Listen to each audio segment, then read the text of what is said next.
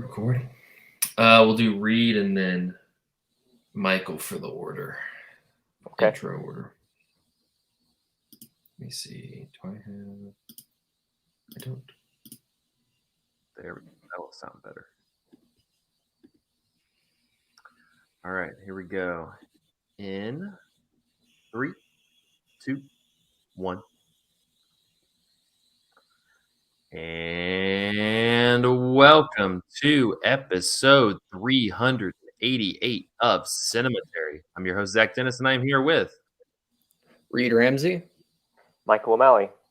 In today's episode, we'll be talking about movies that we saw this week in part 1. And in part 2, we will be concluding our Labor and Basketball series with 2019's High Flying Bird, which, as Andrew mentioned, is probably the impetus for the entire series, just because it truly is labor and basketball. Real quickly, head over to cinematary.com. I finally posted the top 10 list.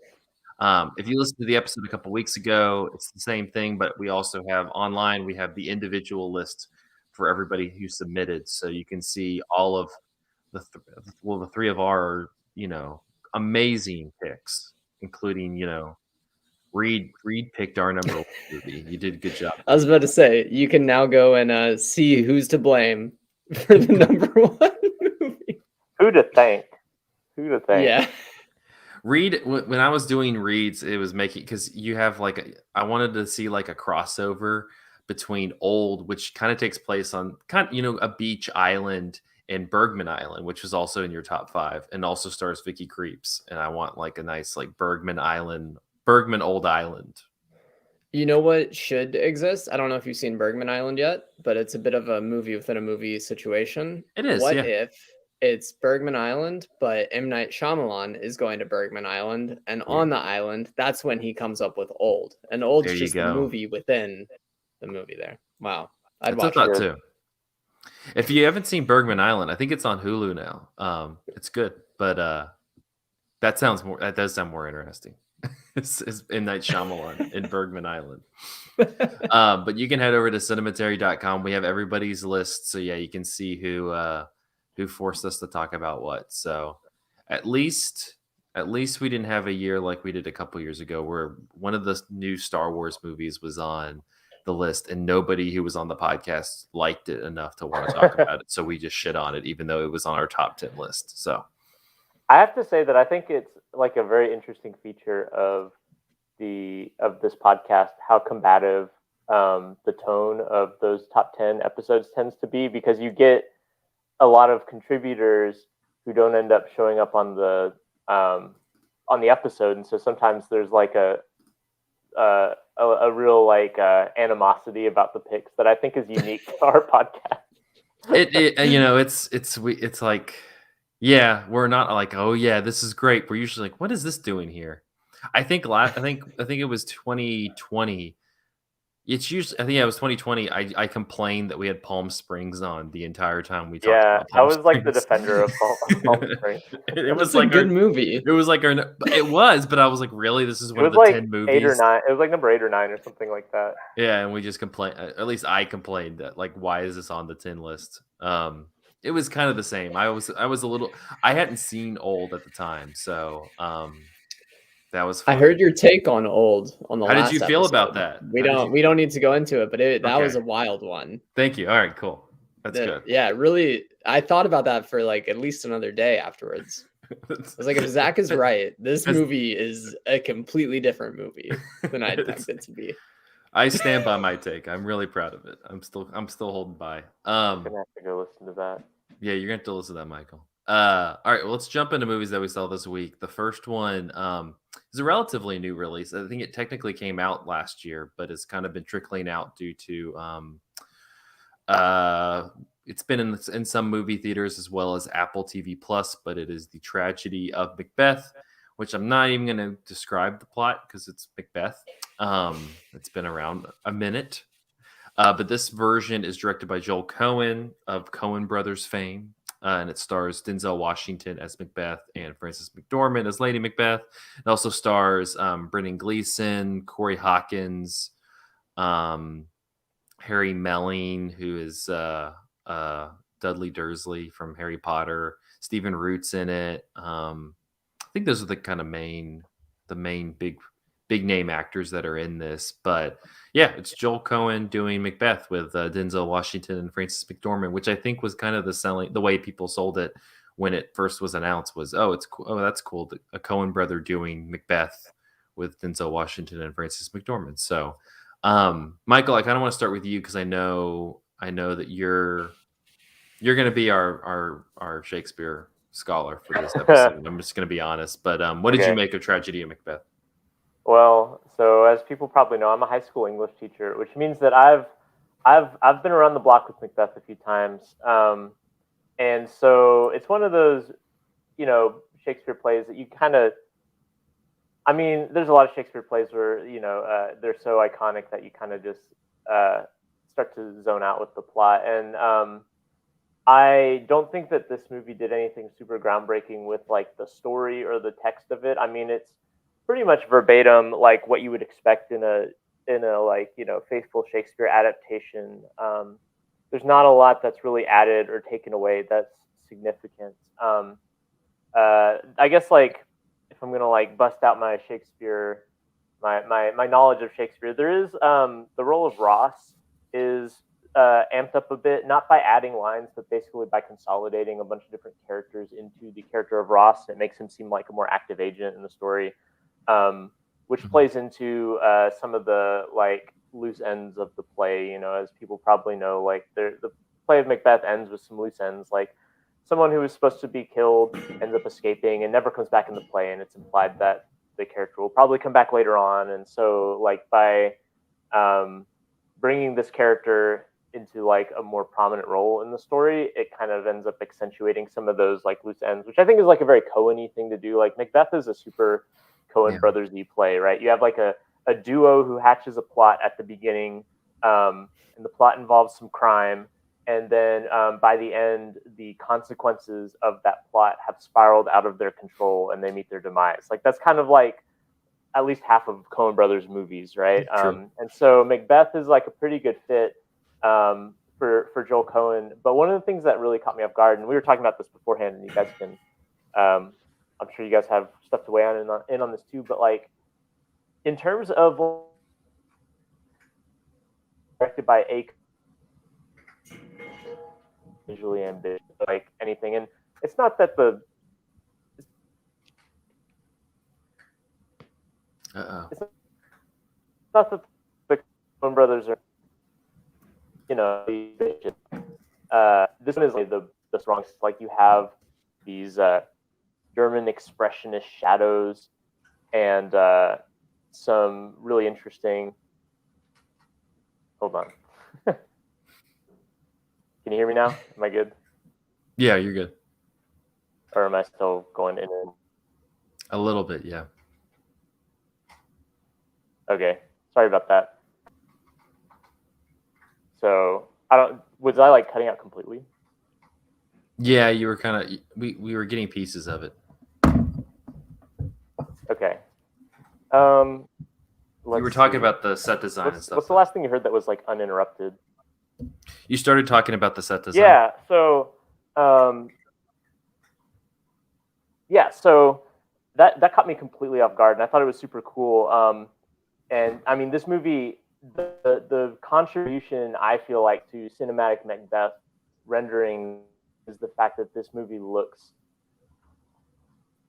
like it does. Like a lot of people are Expressionism, which I think is not an exaggeration at all. Like the sets themselves are like these huge exaggerated things, like just slabs of concrete.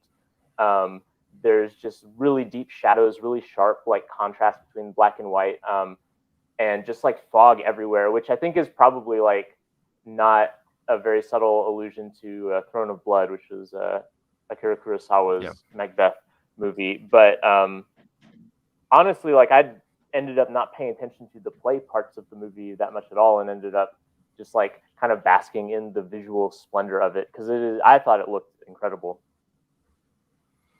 Yeah, I mean that's kind of what I did. I know the plot of Macbeth. I've seen enough adaptations and read it that I'm like I know what's happening, and so I mainly spent the majority of this just kind of taking in the visual setup. To me, it definitely, this links to German expressionism, but to me, it reminded. I think the touch points for me was something like Night of the Hunter, the Charles Laughton film, which is very influenced by German expressionism, but also Murnau's Sunrise. So more like German and expressionism brought to America. It wasn't as pronounced and jagged, and like there's an artificiality to like pure German expressionist films. And this one felt more like in line with like America, like with the German directors like Fritz Lang and F.W. Murnau coming to America and like bringing that over. And it also reminded me a little bit of it kind of had like this almost minimalist, bland, something like, the set design that you saw last year with like Dune, where like the locations in terms of like the houses, like where the houses more than like the landscape was just so like not bland's not the right word, but very like minimalist and very like sparse. Like brutalism. Are you guys familiar with like brutalism in architecture? It kind of reminded me of that, where you have these like huge spaces that look just like impossibly rooted to the earth, like immovable objects on the stage. Because you think about like when Macbeth gets to like his house and the king comes and you kind of get a sense of like not really a layout of the house, because you never like that's one of the great things about this movie is you never get a sense of like how big this house is. Like it's just kind of, it feels like it's never ending. And I like that it doesn't feel like there's a definition to it. It just feels kind of like this ethereal, like you're constantly walking into one shadow and entering like this whole other space of the house that you never saw before. And so like that's once you get out of like the landscape, because really there's not too many sets in this. You have like that crossroads that they go to about 80 times, and then you have this house, and so like I kind of love that it felt akin to like a play in that sense. And like the house though felt very cinematic because it felt like some place you kind of got lost in, and you never really got a sense, you never felt like you got your bearings of where you were. Reid, what did you make of the movie? Yeah, I don't have a lot to add other than what y'all said, but a friend I watched it with, to your last point, about midway through the movie, just remarked like, I'm finally see what's so weird. There's no furniture here. Yeah. There's like a bed, but if there's a bed, it's in the center of the room with like the tapestry up beside it and some weird light shining directly on it and nothing else in the room. It is so sparse. Yeah. In a very bizarre way. But I really liked it. I think what stuck out most to me it was Denzel's performance, which I went into it thinking mainly like, how's Joel Cohen gonna make a movie solo? Like, what's that gonna look like?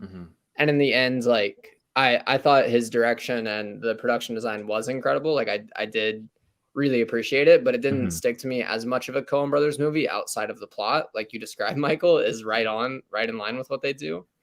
Yeah. But a lot of the rest of it didn't seem like a Coen Brothers movie, which is fine. Like we don't know Joel Cohen as a solo director, really.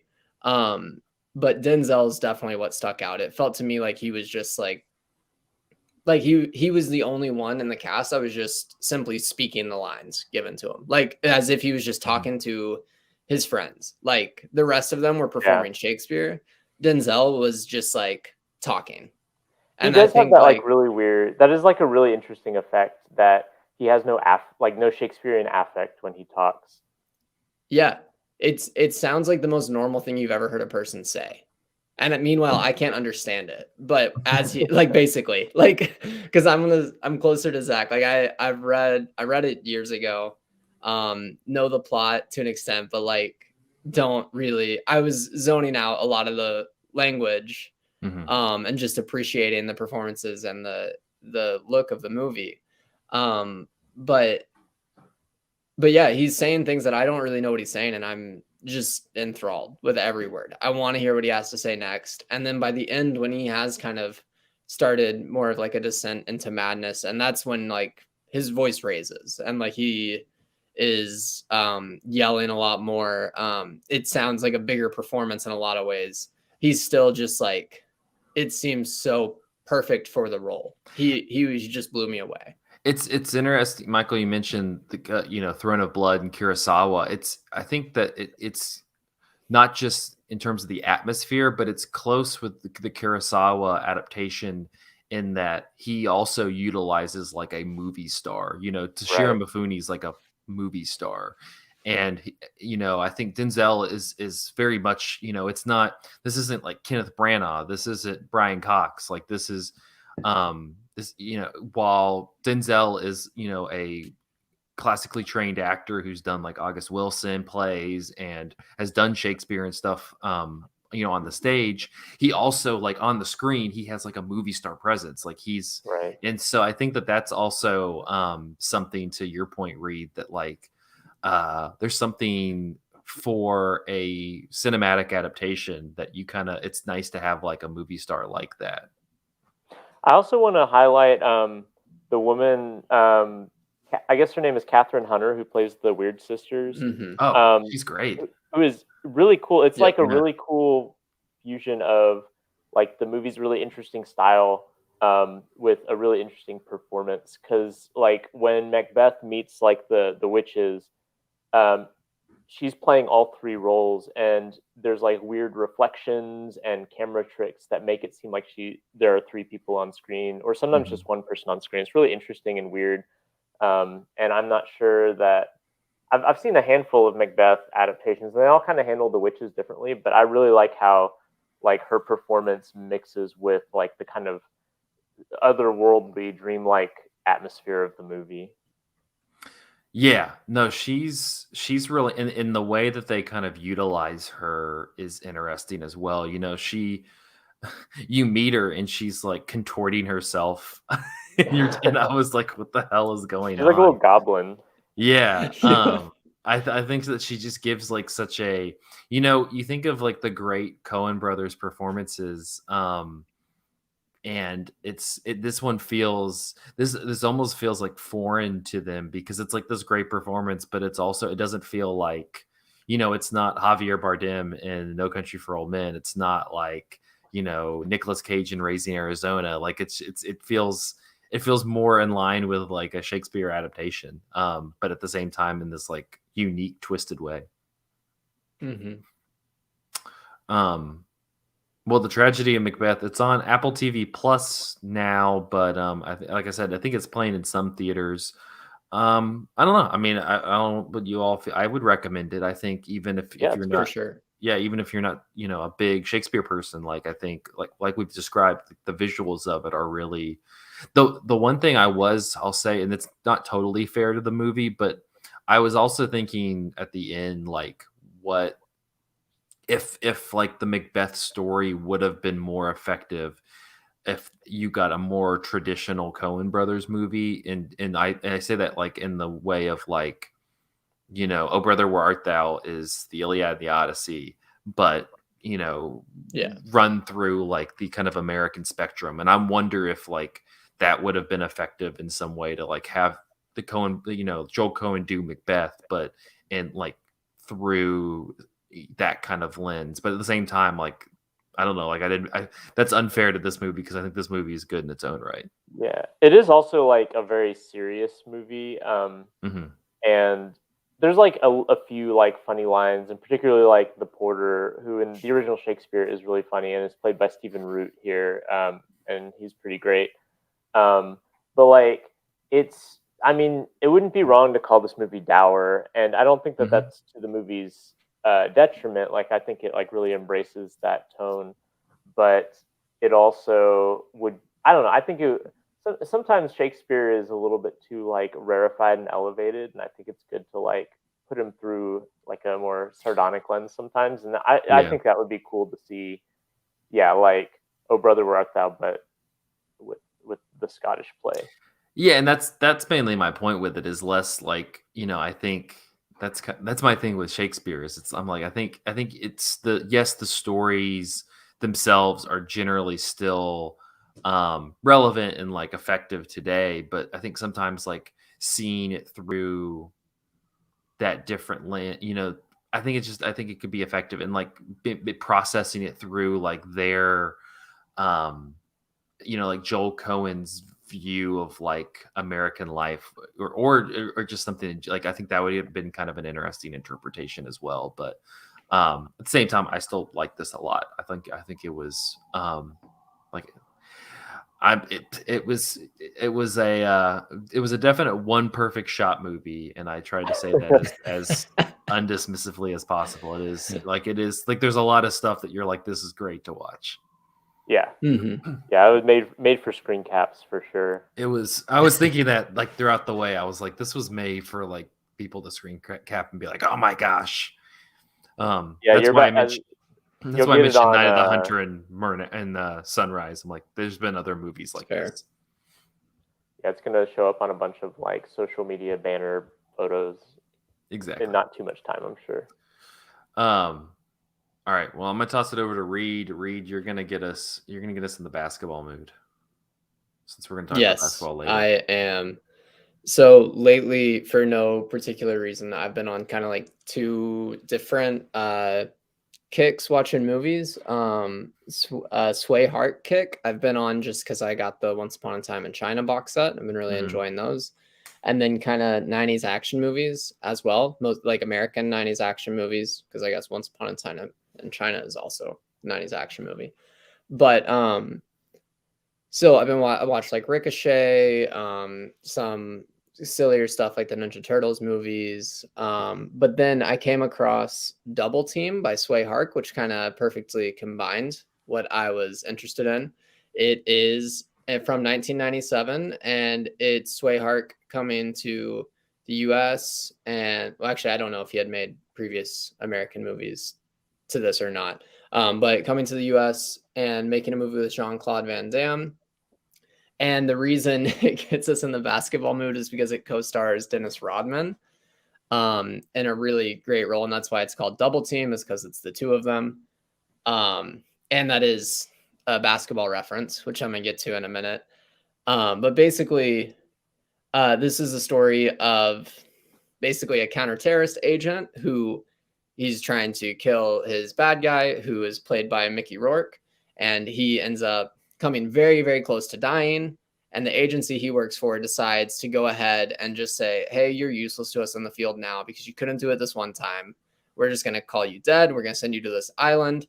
And you are now going to like call the shots from this basically like call center that is apparently running the counterterrorism for the whole world, which is about as elegant in the film as it sounds as I'm saying it.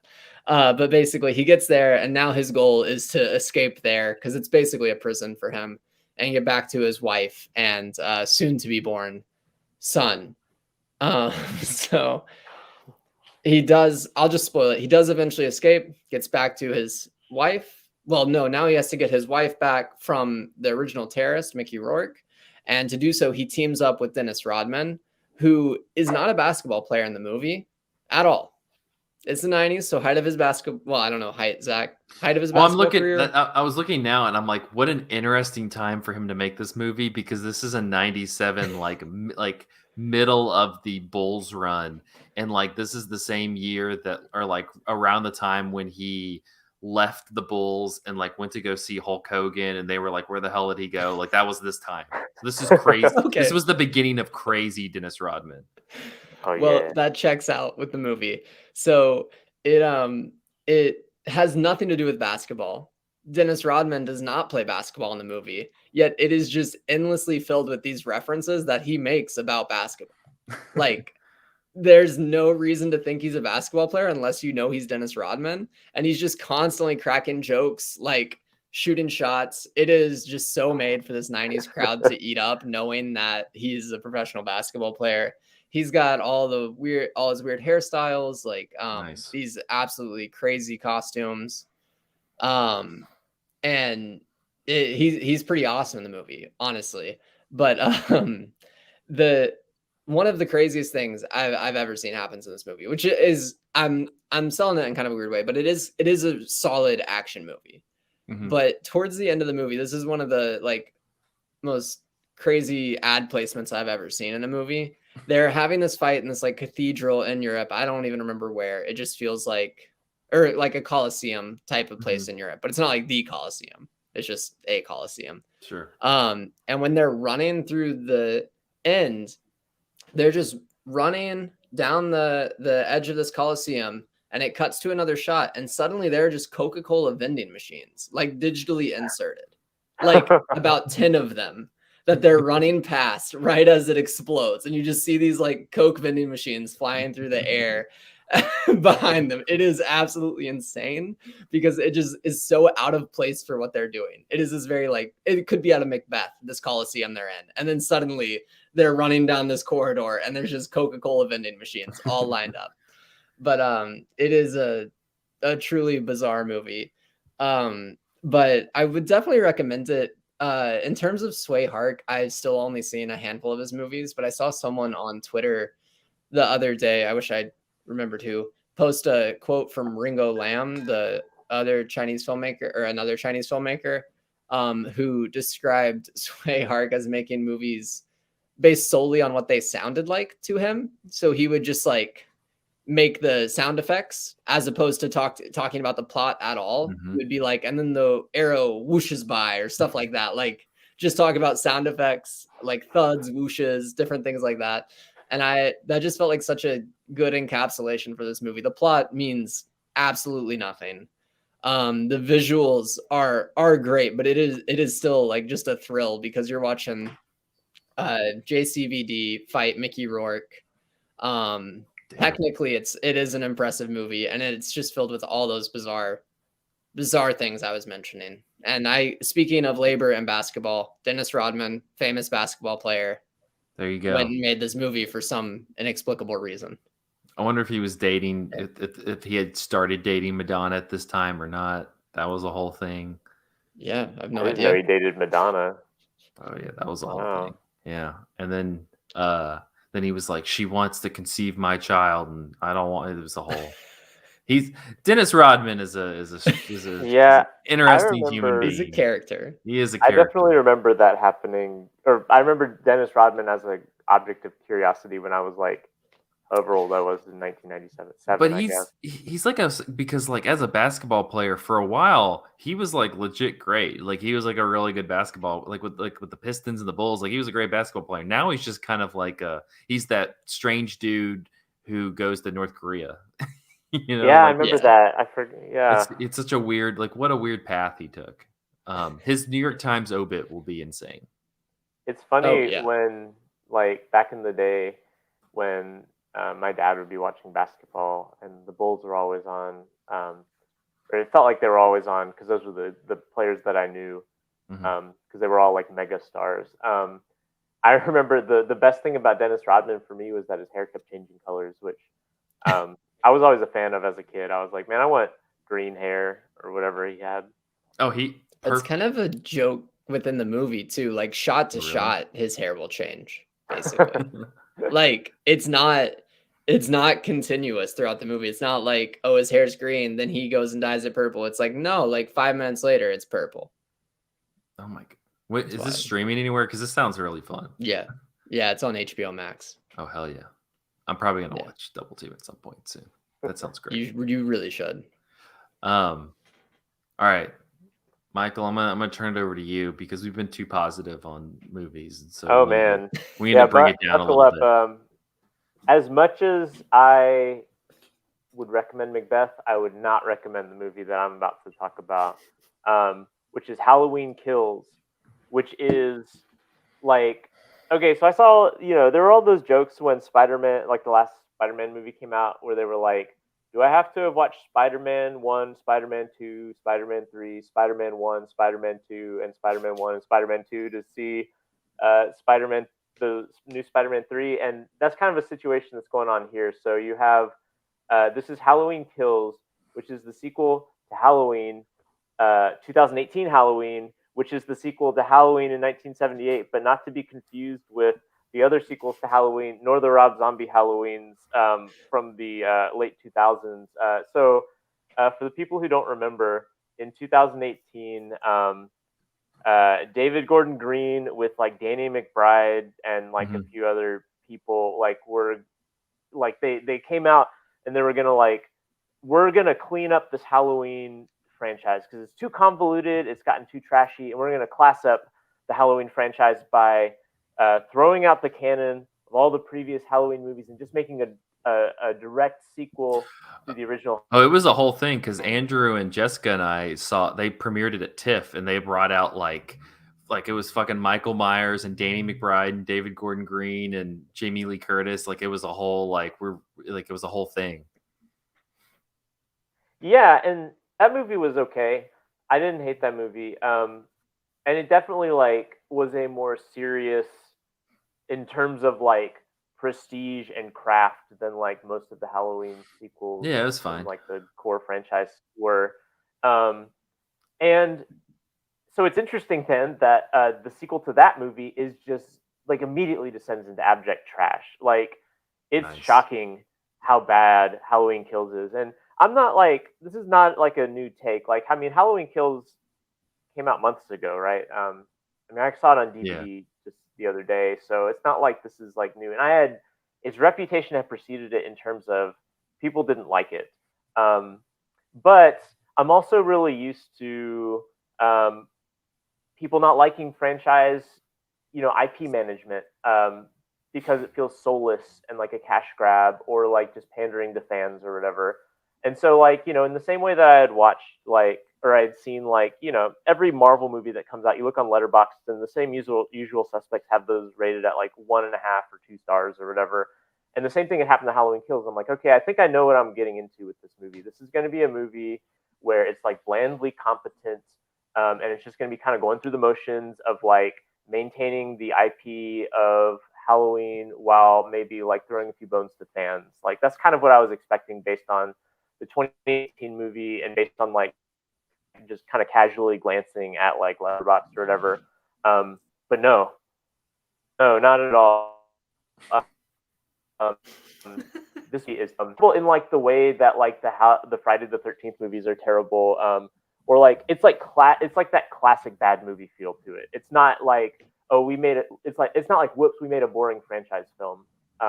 It's we miscalculated on such a gigantic level that this movie is an object of curiosity for how bad it is. So it's it does this weird thing. The plot is so strange in this movie. It starts with a flashback to 1978, in which they are they replay the ending of the original Halloween movie, the 1978 Halloween movie. Then they change up the ending so that it's now focusing on the cops who can't kill Michael Myers. And the cop accidentally shoots another cop while he's trying to shoot Michael Myers. And then you have Dr. Lish show up, who is apparently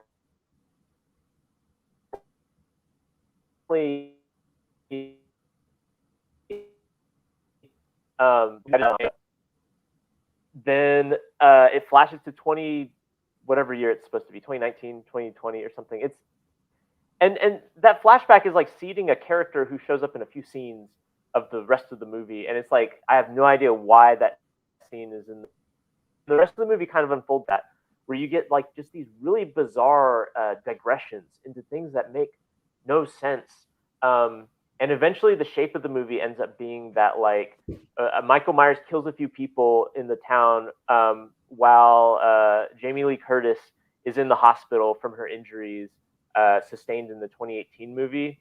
And so she's sidelined the whole movie and can't warn people about Michael Myers, which is actually what happens in the original Halloween sequel, Halloween 2. That's what I was going to say. It's very, yeah, which is commonly regarded as not a great move for the Halloween sequel. So it's weird that they returned to that well. But let's what try happened, it again. yeah, well, let's try it again, and this time do it worse.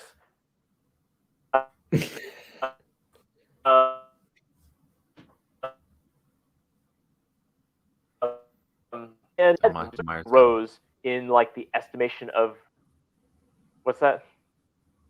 We lost you again. Very I good. just assumed Michael Myers took you out for slandering his franchise. Yeah, probably I'm another one of these digressions that made no sense. But yeah, like so like she's sidelined, so the rest of the town has to figure out like, well, who has been doing these killings, and like the legend of Michael Myers is like spreading, and it like creates this like mob panic where they like storm this mental hospital thinking that Michael Myers is in there, and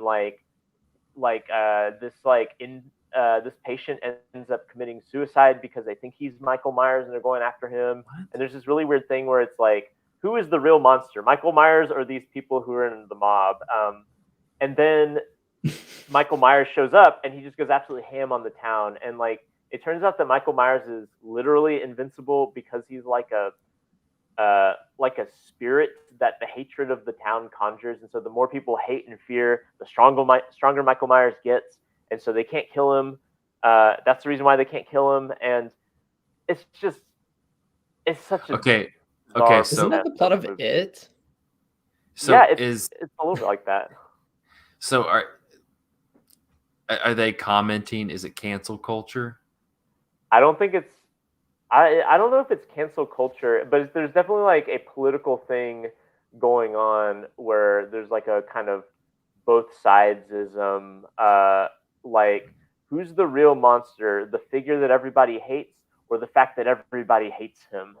I mean, maybe that is a cancel culture thing, but it feels definitely like they were trying to make a statement about something, but it is so muddled and bizarre that it makes no sense. And also, it doesn't make sense in the context of the movie because they're working themselves up into a mob about like an actual serial killer. Like, this isn't a fake thing. Like, in the canon of the movie, this guy is armed and dangerous, and they are correct to be afraid of this man.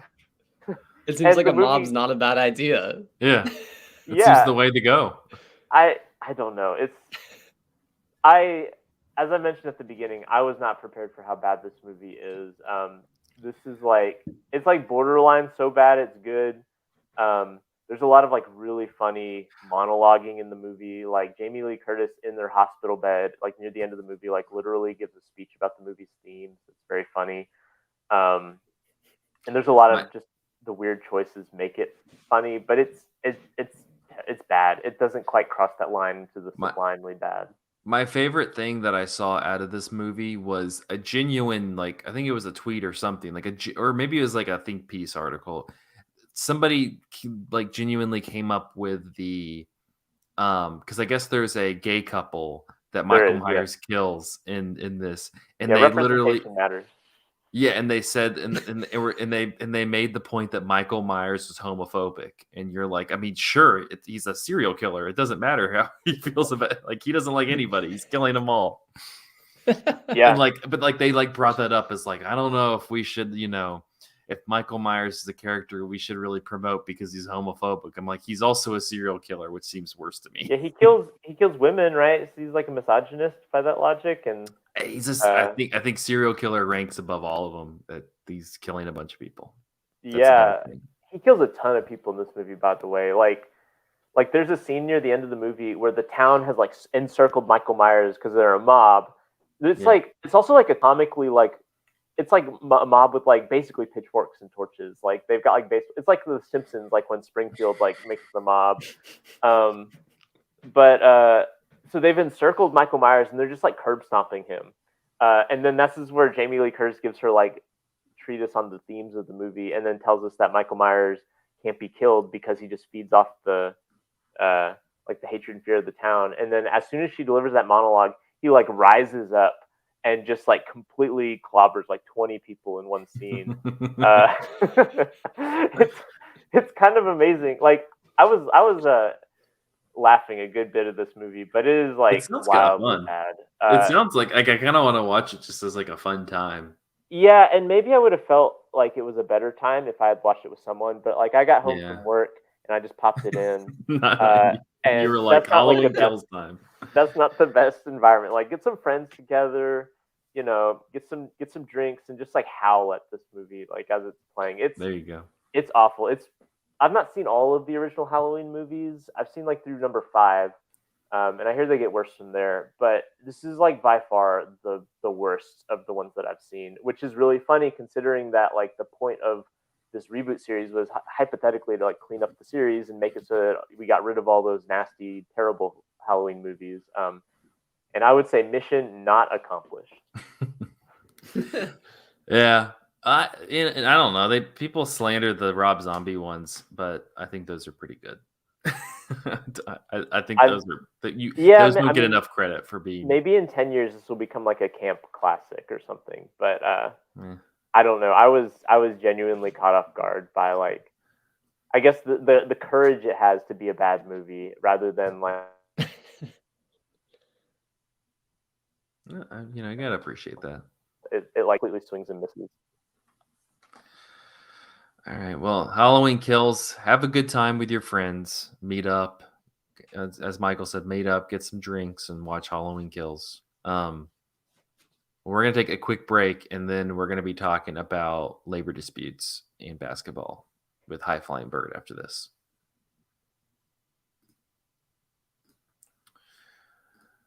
Yeah, sorry, I keep cutting out. I don't know what the deal is. Yeah, maybe. Do you want to like leave and come back and see? I don't know because let me see if that. Whenever you start talking for like a prolonged period, you kind of lag behind. My computer's just telling me to stop. Okay, yeah, I'll get out and come back in again. Okay.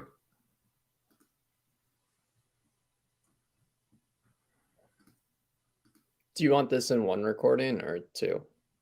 Whatever's easiest for you. I mean, I can work with both. I usually get both versions from people. Okay. I'll just do one since it seems to be going well, frankly.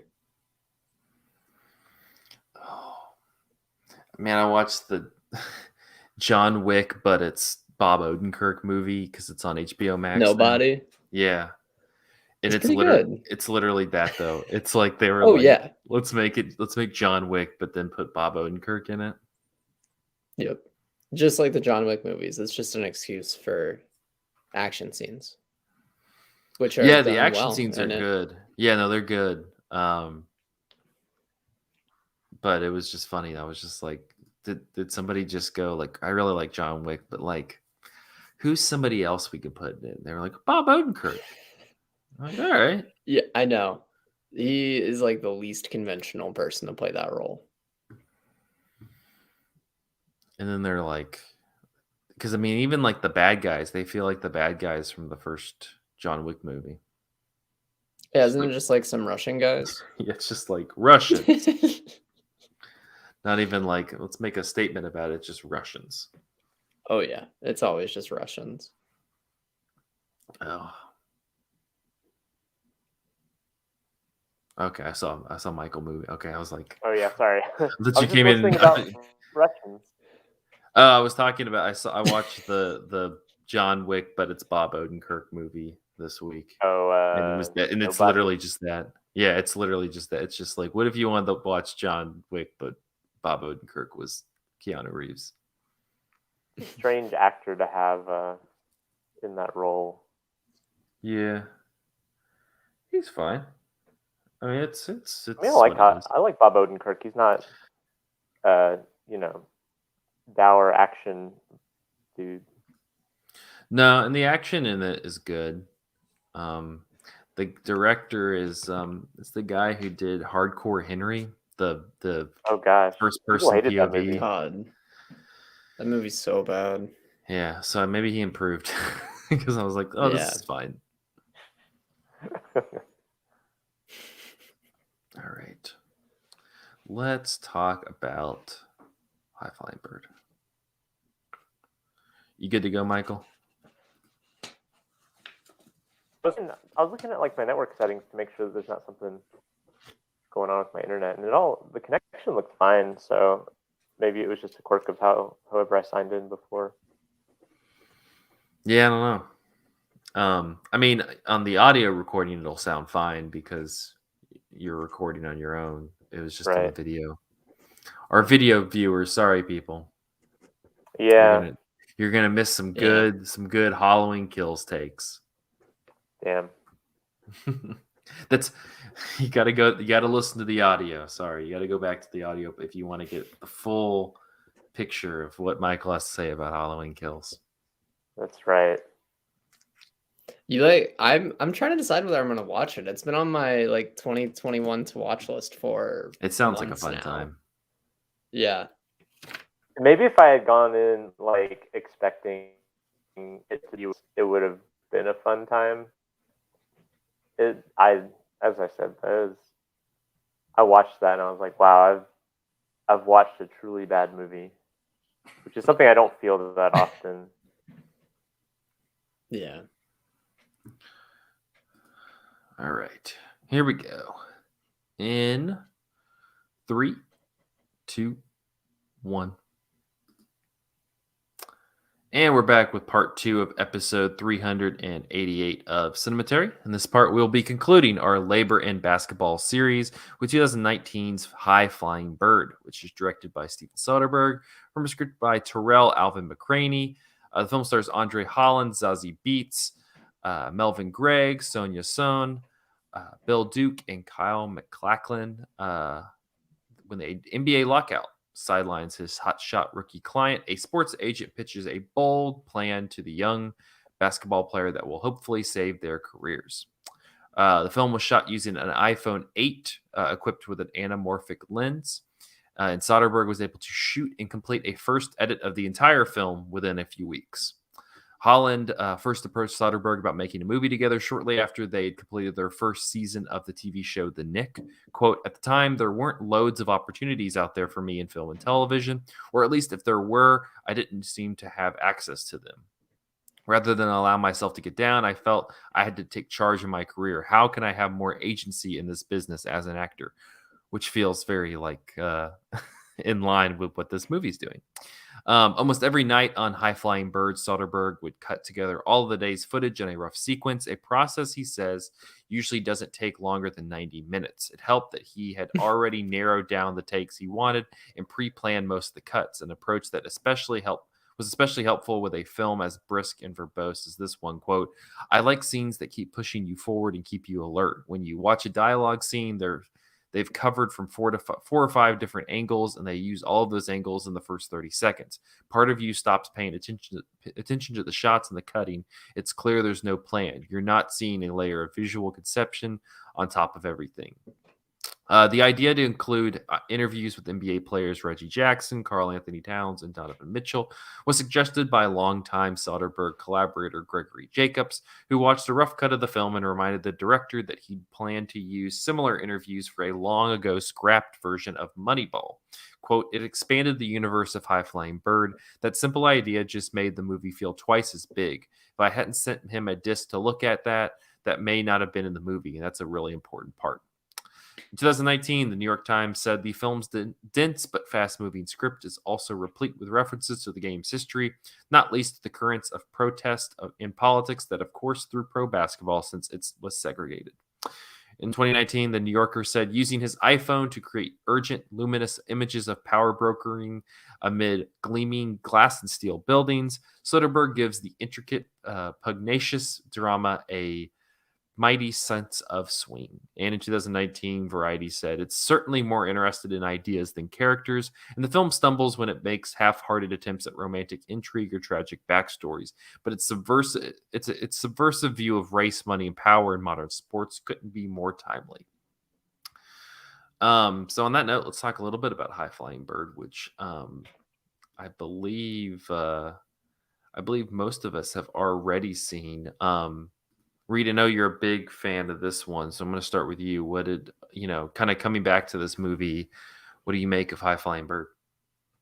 Yeah, I saw this probably the week it was released when it came out because I was very excited about it and loved it. And I think I've, for some reason, kind of talked myself down on it since 2019. But then rewatching it this week, I was brought straight back into it. It is such a fast-paced, entertaining movie. Like all of those review clips that you mentioned said, it's for a movie that is largely conversations about sports and labor and business. It is nonstop and honestly has more energy than most, I feel like, sports movies, frankly, do. And I know a sticking point with a lot of people comes down to the cinematography with the iPhones, which personally I find fascinating, but I think it works particularly well for Soderbergh here because it has like a really, like, nothing in the movie is warm. You know what I mean? And he didn't I don't think he spent much time lighting the movie, knowing Soderbergh and knowing what he did on his last movie, Let Them All Talk, too. He doesn't obsessively light at least his iPhone movies. He's just kind of shooting them.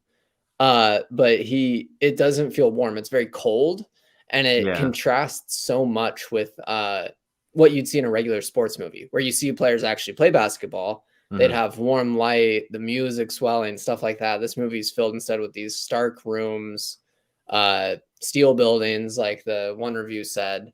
And the only time you see a basketball dribbled, it dribbles like 3 times and then it cuts. Yeah. Which is such a cruel but genius move by Soderbergh, in my opinion. Like, you want to watch basketball at that point. It's like, I like basketball, so at that point, I really want to watch it, and it's so smart of him to cut it right there, in my opinion, because it gives you that feeling of what everyone else in the world who just has to watch it through their iPhones. The one-on-one game, sorry, if I wasn't clear, the one-on-one game that happens between the one of the main characters who's a rookie player and this other rookie who plays on the same team as him. They have like an unscheduled one-on-one game during the lockout. And the fact that he cuts right before you ever watch them play, and you get to see like half of a clip through someone else's recording on a phone. It just puts you in the shoes of what this would feel like to any outsider to that gym that day, which is exactly what the agent at the center. I'm so sorry. What is the character's name? Ray. Ray. That's exactly what Ray would want everyone else in the world to feel, is what Soderbergh's able to make us feel as viewers. But it really stuck with me this time, the style of the movie. Because it really just moves so quickly. The dialogue is so entertaining and fast paced. And I think one of the other interesting things is the screenwriter, Terrell Alvin McCraney, who wrote Moonlight, is such a surprisingly great pairing with Soderbergh here. Like, it feels like, a lot of people have said it feels like a heist movie, which is true to an extent. But it feels to me just like similar to Ocean's movies in the dialogue. Like, it just moves so seamlessly the way those movies do. But I'll toss it over to y'all before I just like say. No, you're good. No, I think there's such like a kind of play between, like, with the dialogue between, like, think of the first scene of the movies. The first scene of the movie is Ray, the Andre Holland character, sitting down for lunch with Eric, who is the rookie NBA player you're talking about. And it's just like them having lunch, but the way he shoots it, like the iPhone, like kind of creates this very, I would say, like, intimate effect almost, like because like there's something about, like, any of us here could shoot, maybe not shoot it the way that Soderbergh shoots it, but I mean, we have the capabilities with our phones, and this is how we see a lot of stuff through iPhone videos, through recordings like that like there's like this intimacy, but then it's almost like this dissonance between like this very familiar almost egalitarian like technology, like this thing that everybody has access to, that seems so familiar, with this like super just super quick, super intelligent dialogue. It's I mean, it is, I mean, McCraney is typically like a playwright. I mean, he did Moonlight, but he's predominantly like a playwright, so it's like having a playwright write dialogue for something that's shot on an iPhone. There's like this weird dissonance between like this high and this low to a degree, and like it feels like perfectly suited for what Soderbergh's kind of trying to do. And I think this one, Reid, we talked about it before recording, but like this is a perfect marriage with his of his iPhone movies. I mean, he did like Unsane and a number of other ones where he did it predominantly on iPhone. And this one seems perfect because I think, you know, the script that go along with kind of how he's presenting this whole narrative. To me, it would have been, I honestly think it would have been less effective if it was shot more with like traditional cameras. Yeah, I agree. I don't know if y'all noticed this, but even like with the movie shot on iPhone, the focus is off, right? Everything in the frame is in focus, which I find like it takes deep focus to like a whole new level. Which I think is just kind of a strange feature in this movie. You have to look around the frame to see it because he shoots it really wide, and you're often just looking at whatever he's placed in the center of the frame. But still, it's bizarre to see like Ray's face up close, but then everything behind him you can see perfectly crisply too, which I find a strange effect. Yeah, absolutely. Michael, had you seen High Flying Bird before? Yeah, I've seen it, and I'm sorry, for whatever reason, out of this something or makes sense, or which I might be, and I'll just keep talking. But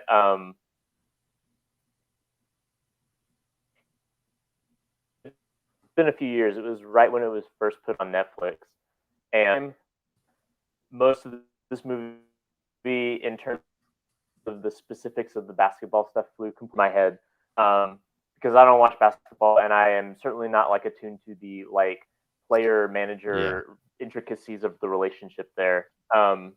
But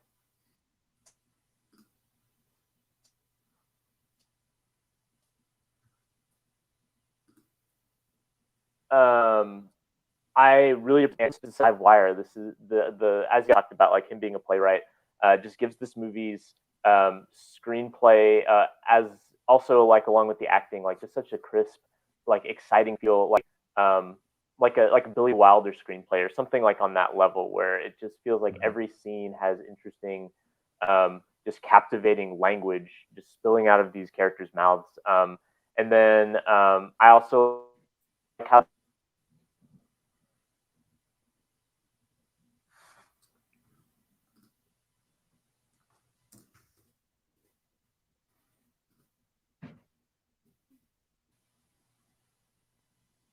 I'm just gonna boo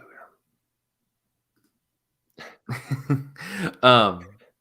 It's so he mentioned Billy Wilder like as a script, with the script, but it's interesting. I was reading when I was doing the research for the notes. One movie that seems like perfectly attuned to what this is trying to do, that Soderbergh mentions as a influence is he mentions like All About Eve, but he also mentions The Sweet Smell of Success, which I'm like, yeah, that's a perfect movie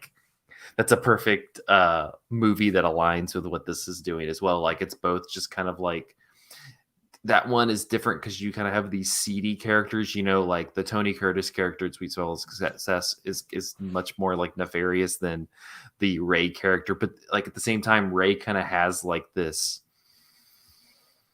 he's not nefarious, but like this side to him that kind of, you know, he's always, you think about like that sequence when when he's like talking to his boss, I guess it's his boss, the Zachary Quinto character. Yeah.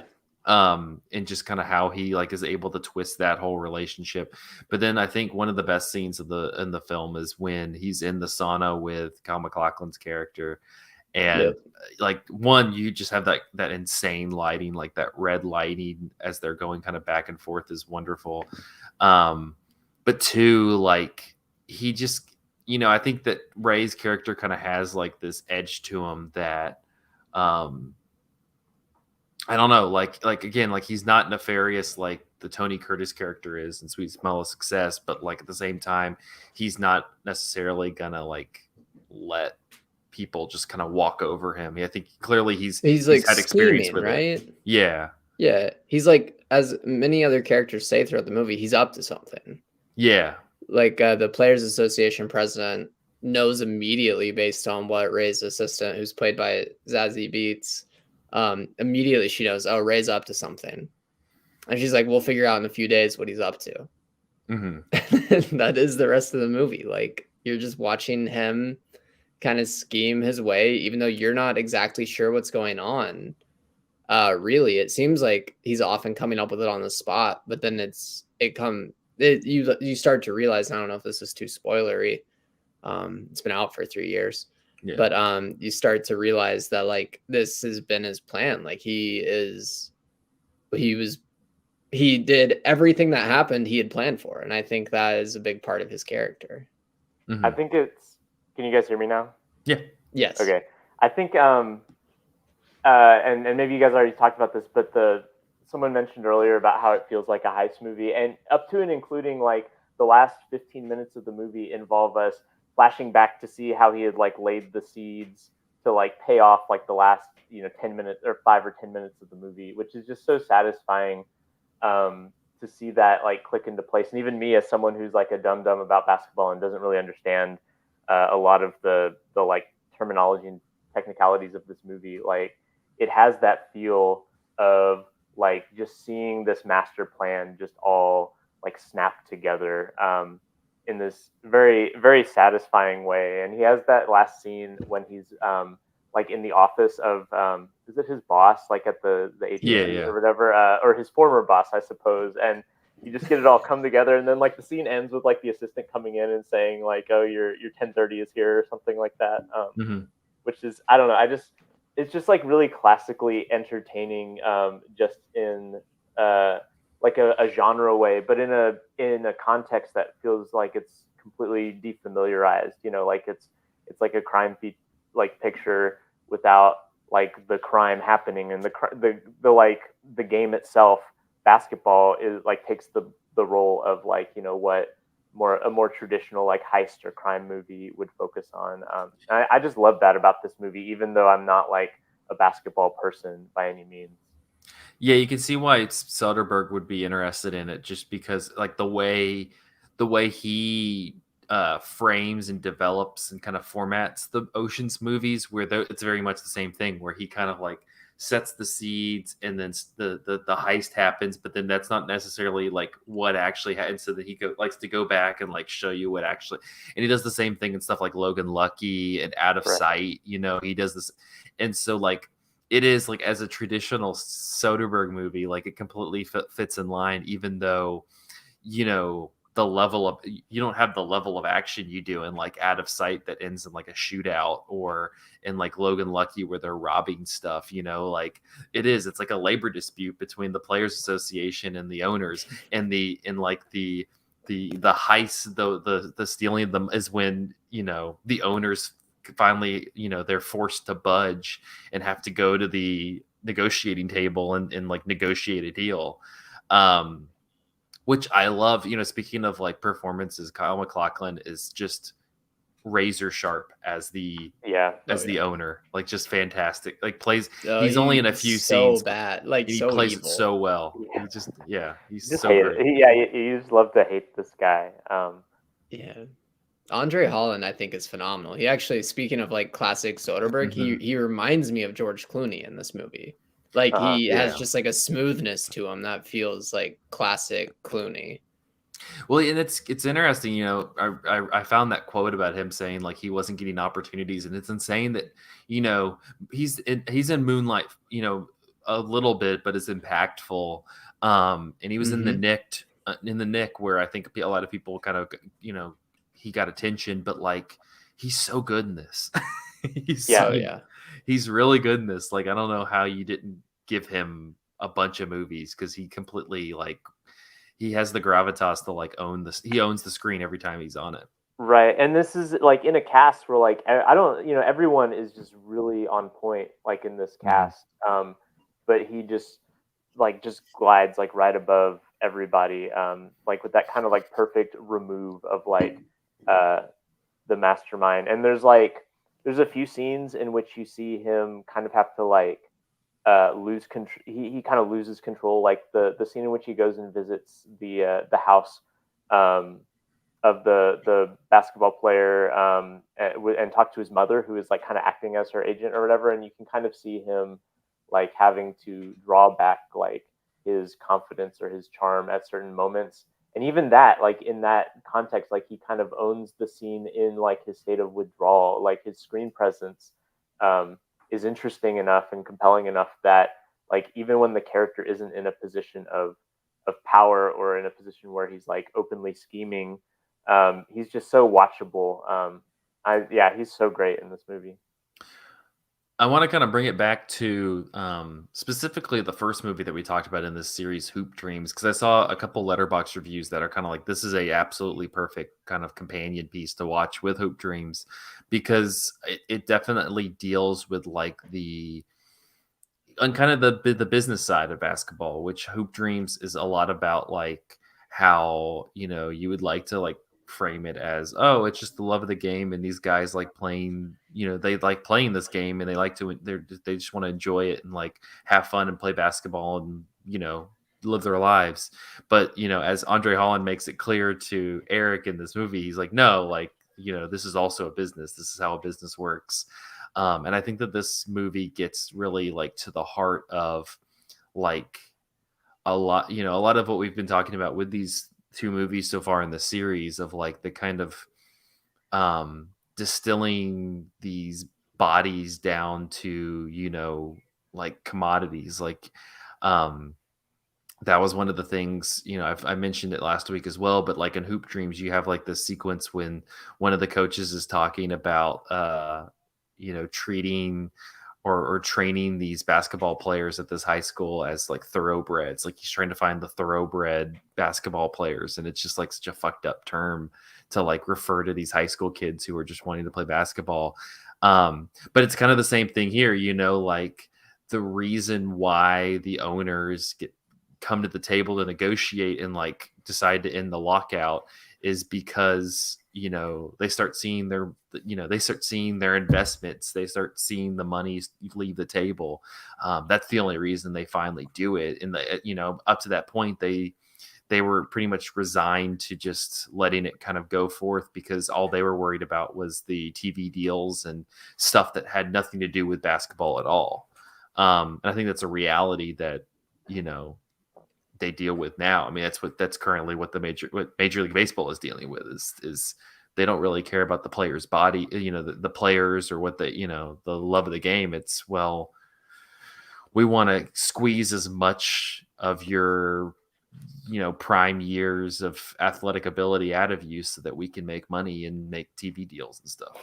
I think one interesting point of like similarity between this movie and Hoop Dreams 2 is the way in which like the idealism of the players is used, like kind of weaponized against them in terms of like their own agency and exploitation within the system. So like there's a scene in this movie where I think it's Eric is talking about it's Eric. He's talking about how he doesn't want to have like a YouTube or a Facebook or a Netflix deal because his dream was to play for the league, right? And if he's not going to play for the league, it doesn't like that kind of like has like you know, burst the bubble of like the kind of romanticism of what it means to be a basketball player. And the league itself is exploiting that by like kind of building their prestige, right? They have they will like let the players play under the like kind of historical and cultural import that the league has curated for itself, but then they have ownership of the images that are associated with the league.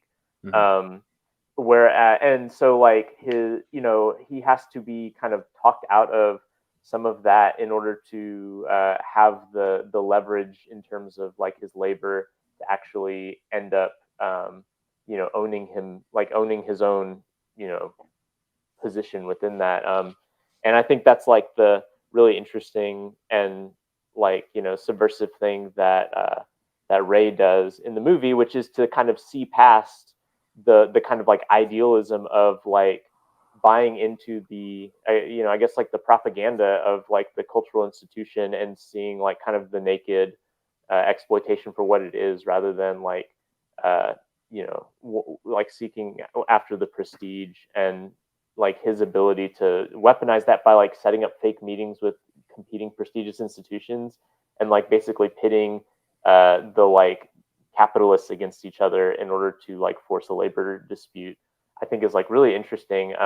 and it's something that the high school players in Hoop Dreams like just don't have access to because no one, the people who understand the exploitation are the people who are exploiting them, and everyone else is not in a position to like advocate for the high schoolers in the way that you get an advocate like Ray in this movie.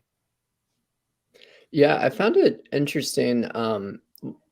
One other way I thought that this movie was maybe in conversation with Hoop Dreams, and it's been years and years since I've seen Hoop Dreams. And I meant to rewatch this scene today.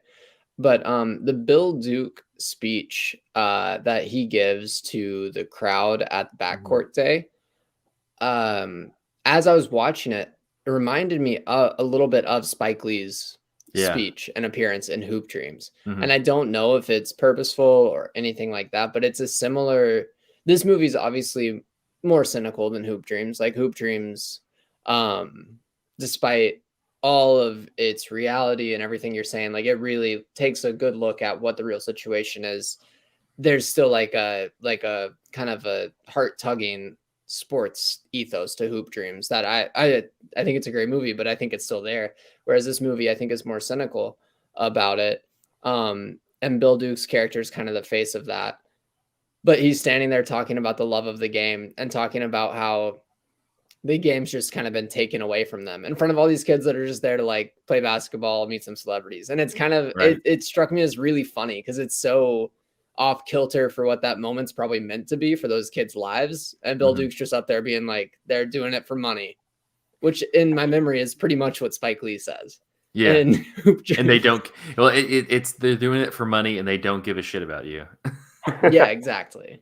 Have you, I don't know if you guys talked about the scene in High Flying Bird yet. Maybe it was part of what I missed, but the iPhone scene where all the kids record the one-on-one game. And one of the things that I think is really cool about that scene is like the democratization of it, in which like the kids themselves who are there to like kind of idolize these basketball players, right? Like, you know, they're there to get their autographs and talk to them or whatever. They become like participants in this like sidestepping the normal like gatekeeping that like, you know, kind of makes these stars in their rarefied positions, because they become like the ones who like own the means of like reproducing these images rather than like, you know, these huge institutions like the NBA or the TV networks or whoever. And I think that that's really like pure and beautiful, is like that moment in which like these kids are recording a game and they stand to actually to get no money out of it, right? It's just like a pure like we are recording a game in progress and we are participants in the recording, and like there it's really like egalitarian and cool like what happens, and it's like in stark contrast to the like stone wall of like impenetrability that is like the more traditional distribution networks that we see like in like at the fringes of this movie and in Hoop Dreams as well. Yeah, I think you hit on like what separates this one. I mean, it's only natural because it came out later, but like what separates this one from Hoop Dreams and He Got Game, because it adds that element of social media and cell phones, which I think you hit on. Like I saw this point made in a Letterboxd review, but what's you know, this is a perfect representation of how that can be a disruptor to the system and the status quo, you know, like you described, like they're able to not only like own that moment, but also as Andre Holland's character, as Ray describes it later, like, you know, this like exclusive event happened, and it's not like you're watching like a pay-per-view of it. It's like you're catching clips of it on Instagram or Snapchat or YouTube, like, and the only way to like kind of really be there and like genuinely be a part of the moment is you had to like actually be there, which is something I think, you know, yeah, you had kind of some of that pre cell phones, but even you had to even go before like pre television, like this is, you're only getting clips of stuff. And so like there's almost like this purity to what he's pushing and what he's trying to get them on board with, because he's like, yeah, like it's a way that how this new technology, how cell phones, how these various social media apps where we control content, how we're able to disrupt the system in that way. And that's something that I think is perfectly matched for basketball. Football and the NFL and the MLB are way behind in terms of allowing people to kind of utilize their content in a way that is much more like customizable to a degree. Like the NBA is much more free with that. Like the NBA does really kind of encourage people sharing, using clips on Twitter.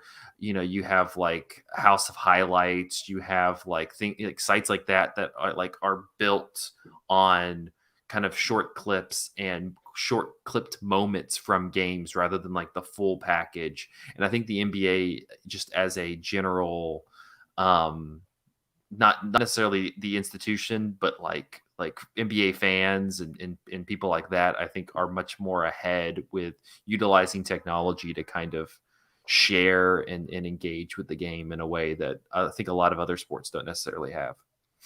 I mean, that democratization. That democratization via like phones works twofold in this movie, right? Because it's still Steven Soderbergh making a movie on an iPhone. Like he's saying, I'm going to go and make the movie however the hell I want. And obviously he's still Steven Soderbergh. He can get whatever actors he wants for the most part. So like there's still like gatekeeping to that extent, I guess, but it is a metaphor that extends beyond just, I think, the basketball within the movie. Like I think it definitely extends to Soderbergh and his life as well. Yeah. Sorry, yeah, that's exactly what I was gonna bring up, because like a lot of like Soderbergh's like 2010s and 2020s output have been kind of like obsessed with this idea of like these different like capitalist systems that are kind of also like proxies for like the filmmaking industry. And I mean, he's been pretty open about like his like problems with like distribution and stuff like that. And I don't know, like there are elements of Soderbergh like in these movies where it sounds like he sees this as like a new way of production. But I also kind of wonder if, and maybe this is me being cynical, or maybe this is also in a movie like this, but I remember thinking, like, watching the movie this time, it's like, well, if Netflix had bought the rights to, if he had actually gone through with like the threats that he uses to negotiate, and these players' footage had become the sole the rights via Netflix or something like that. Like, I mean, we've seen like what Netflix does to filmmakers who work with them, or things like that. And it's not, the positive is that the thing gets made. What's not positive is that Netflix has proprietary and distribution rights to them, and they're incompetent, or like sometimes even it feels like they're burying content in a way. And so like a lot of times these, you can use like tech to disrupt, but because tech is still so controlled by these like huge conglomerates, and it may not be the same conglomerates, but it is still controlled by like huge entities, like it does feel like a weird like sidestepping. Or I think about even like TikTok or like things like that, which truly feel like anyone can break through. But TikTok is notorious for not paying its even its top I don't know if stars is the right word, but like the top people, they only get like a comparatively small piece of like TikTok's revenue in a way that doesn't feel like in proportion to it. And I don't know, like sometimes like it feels like technology still requires so much capital to have these sort of infrastructures that I wonder if it's like in the long run like a lateral move, and the only time that we see the freedom is when technology and the old institutions are both powerful enough that they can be threats to one another. And in a, like, we can imagine like a future 10 years from now where you always get basketball through Disney Plus / ESPN or like the Peacock streaming service. Would it really matter to negotiate between those people? I kind of wonder about that in terms of like the long-term viability of using tech as like a force of liberation. No, I mean you're correct, because right now like the NFL is really like streaming platforms have not latched on to live sports. Live sports is really the last vestige for cable. But now the NFL is starting to like flirt with Amazon. I think Amazon or in like Apple are going to be homes to like NFL games. That's, I mean, a lot of fucking people watch NFL games. And so like that, like you make that kind of the vestige of where those are happening. Like I said, NBA is getting gradually more onto like streaming platforms. Like it is tough because you go, we're like trying to sidestep these large kind of legacy institutions with tech, but tech is bad in its own right, because you have that company, whether it's Facebook, whether it's YouTube, whether it's TikTok, while you're able to create something on it that's your own, it's still the infrastructure is owned by Mark Zuckerberg or what have you, and so at the end of the day, like you filled up the bag, but the bag's owned by somebody else. And so it is kind of tough to kind of navigate that, because you can kind of skirt the system, but at the same time, this whole new ever change in the scary thing about the tech system is that it's constantly changing. It's constantly, and so like that's why I think like Ray's kind of like actual vision of like making it like this exclusive event that like they were gonna go to Vegas and like be in this gym, and only so many people could go in and see and watch this one-on-one match. Like that was kind of cool. That's probably that's kind of the way you'd have to do it, because it would you wouldn't have anybody else concert involved. Yeah. Yeah. And I mean, to bring it back to something we talked about in part one, I mean, the Tragedy of Macbeth is like exclusively on Amazon, or not Amazon, Apple TV Plus, right? Unless you've seen it in theaters, right? And right now there's like kind of like a understanding that like most things will be like available for digital rental, even if it's not on streaming services. But there are definitely some things that are locked behind like single providers. Like Soderbergh's most recent movies, for one, are just on HBO Max, right? I mean, this one's just on Netflix. It's not like right. You can't buy a physical copy of it. Yeah, and it is interesting, and there are like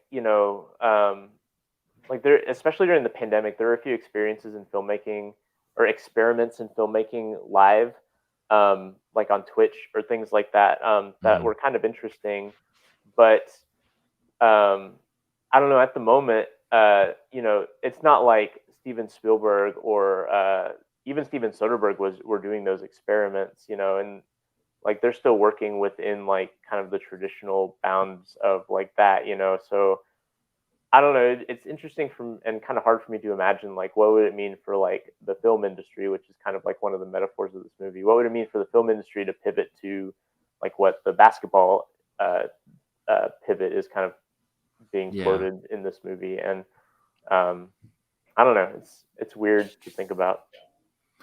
Yeah, and I don't think there's, as we've kind of circled around, I don't think there's not a silver bullet for it. I think it's just kind of it's just how many degrees of dancing with the devil do you want to go?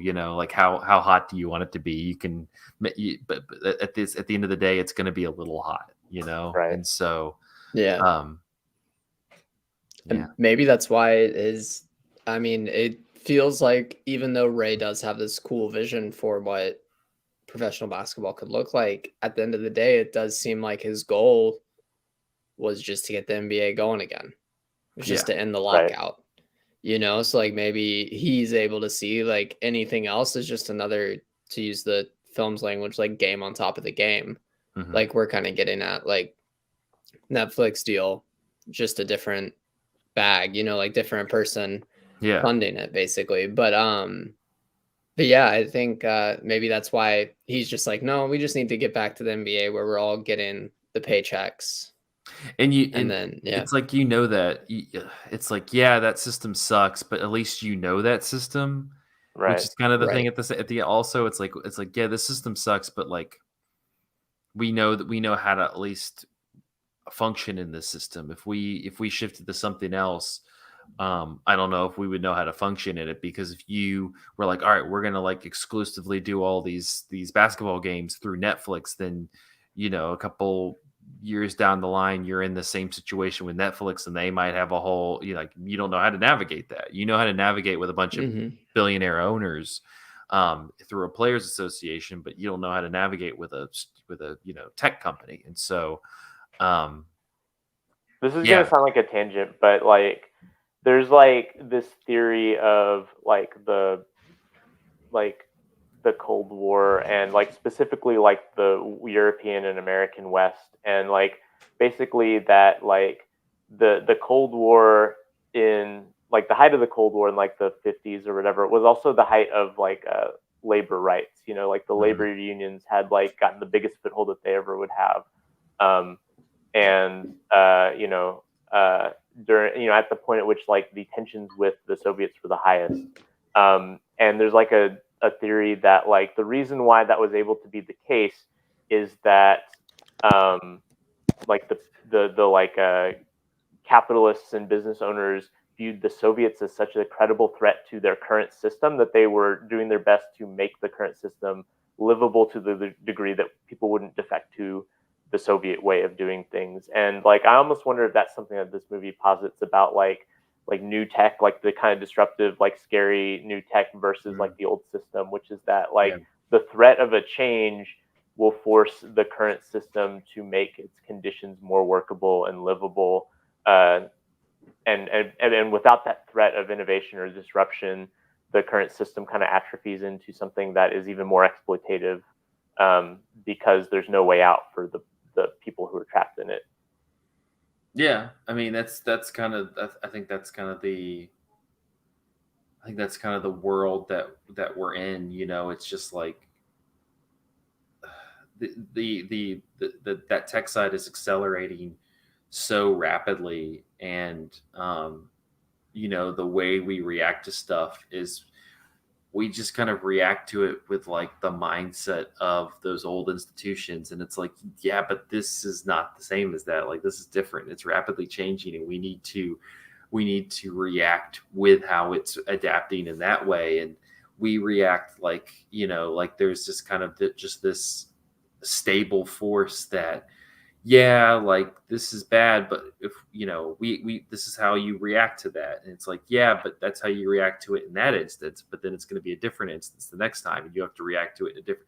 And it's like there's just this kind of like one stable force of how you do things. And I think that in the digital, in this highly digital age, like that's just not good enough anymore. And unfortunately, I'm pessimistic about it, and I feel like nobody will learn that lesson until it's too late. Right. Yeah. Until we're all living in the metaverse, like going to metaverse movie theaters or whatever. Exactly. Any final thoughts on High Flying Bird before we wrap up? I think if you missed this or whatever in 2019, like please go see this. It is on Netflix, but it's great. It's wonderful. Yeah, I would say like Netflix has done this thing where they have basically given a lot of like the most prominent directors, like they're kind of like one shot at making a Netflix movie. Like Spike Lee had The Five Bloods, and Scorsese had The Irishman. Yeah, right. And I would say like of all of that like collected body of like this is where they gave the auteur their one shot at a Netflix movie. Like this is near the top of them. Although I would say that this feels as much of a screenwriter's movie as a director's movie, and so maybe Auteur theory is the wrong lens to take here. Like this movie is just so sharply written. But like if we are viewing this as like a Soderbergh movie, like this is one of the better Soderbergh movies of recent years, more so than like Okja was, a Bong Joon-ho movie or something like that. Like in terms of like the pantheon of like high like art, like cinematic art Netflix movies, like I think this one like ranks in the top, and it doesn't have the feeling that a lot of like Netflix movies have of being like a kind of in-house production. Yeah, 100% agree. That that just makes me think of how I wonder how angry Netflix was that Bong Joon-ho made Okja for them and then made Parasite. It could have just made like if they had Parasite, they'd be like, God damn. Oh, all right. They stuck us with this pig. Yeah, they got us the pig movie. All right, well, I'll wrap this episode of Cinematary. You can find us on Facebook at facebook.com/ on all the tech companies that are fucking the worst. On facebook.com/Cinematary, on Twitter and Instagram at handle @Cinematary, and on Letterboxd at letterboxd.com/Cinematary, where you can see all the movies that we talked about in this episode. If you'd like to support the show, head over to patreon.com/Cinematary. Thank you to our patrons, Cam, Chad Newsom, Corey Willingham, Ari Eskin, Candace Sisson, Ron Hayes, Titus Arthur, Tyler Chandler, and Whitney Rio Ross. Thank you so much for your patronage. Next week, we're going to be kicking off our new series, which I don't think has a clever name yet, but it's just a bunch of rom-coms.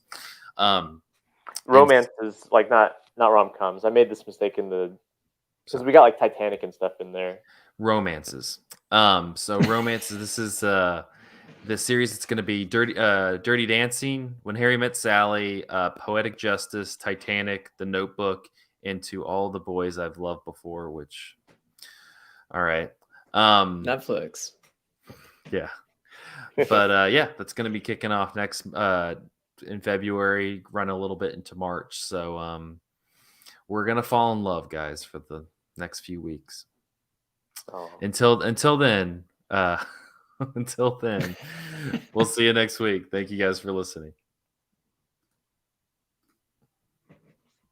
Yeah, sorry about the tech issues that I had for however long that was. Oh no, you're good. We just kind of. I think it must have been. I was in our basement, and usually the internet's okay down there, but maybe it was. Yeah, no, you've been fine since you moved back into that room. The flower room, yeah. Yeah, on my computer, it wasn't saying the connection was bad, but it must have been just weak enough that the video stream wasn't working well.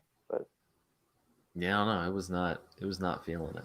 But no, it's fine. I mean, I can, for the most part, in the first part, I think I can just kind of roll through because like with your audio, and then in the second part, I'll just need to kind of do a little doctoring. Yeah, the first part it didn't kick me out altogether, but in the second part, it kept kicking me out because I don't know, maybe my bandwidth would dip below like what it was looking for or something. But yeah, so I was able to kind of like I responded to a point that you were making, so I'll it'll be fine. Well, that was the weird thing is and the frustrating thing is like I could hear you guys talking, so I knew that you guys couldn't hear me, but I could still see things. So I was like, okay. So there's like a minute nice where negative space. There's like a minute you can hear me like readjusting and moving upstairs, and I talked to Rebecca for a second. And then... That'll be a good podcast. Yeah, I'll just leave it quiet and just have you just bonus episode. Excellent. WeTransfer. You still use that? Okay. That word WeTransfer, Dropbox, whatever is easiest for you. Zach Dennis. I'll send you. I'll put in the chat. Perfect.